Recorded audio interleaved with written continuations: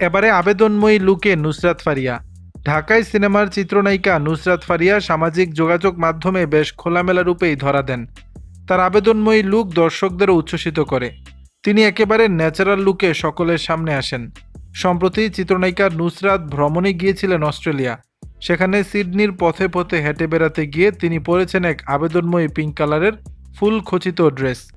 আর এসব ছবি ফেসবুক আইডিতে শেয়ার করে ইংরেজিতে একটি ক্যাপশন লিখেছেন ফারিয়া, যার অর্থ দাঁড়ায়, সেই শেষ দিন আমি মন দিয়ে কাঁদব বলে ঠিক করলাম। সেই সকালের পর আমি এই ফুলের মতোই ফুটেছিলাম। খোলা চুলে আবেদনময়ী লুকে দেখা গেছে চিত্রনায়িকা নুসরাত ফারিয়াকে। হাতে আংটি ও হাস্যোজ্জ্বল চোখ ধাঁধানো লুক ছিল ফারিয়ার। ফুলের দোকানে মন কেড়ে নেওয়া ফারিয়ার মিষ্টি হাসি দেখা যায়। উল্লেখ্য, 2015 সালে ভারত বাংলাদেশ যৌথ প্রযোজনার ছবি আশিকির মাধ্যমে চলচ্চিত্রে অভিনয় শুরু করেন নুসরাত ফারিয়া। এরপর হিরো 420, বাদশাহ দ্য ডন, বস 2, প্রেমী ও প্রেমী ধেত্তেরিকি সহ বেশ কয়েকটি ছবিতে অভিনয় করেন তিনি। এর সবগুলোই যৌথ প্রযোজনার ছবি। একক বাংলাদেশি প্রযোজনায় তার অভিনীত ছবি শাহেনশাহ।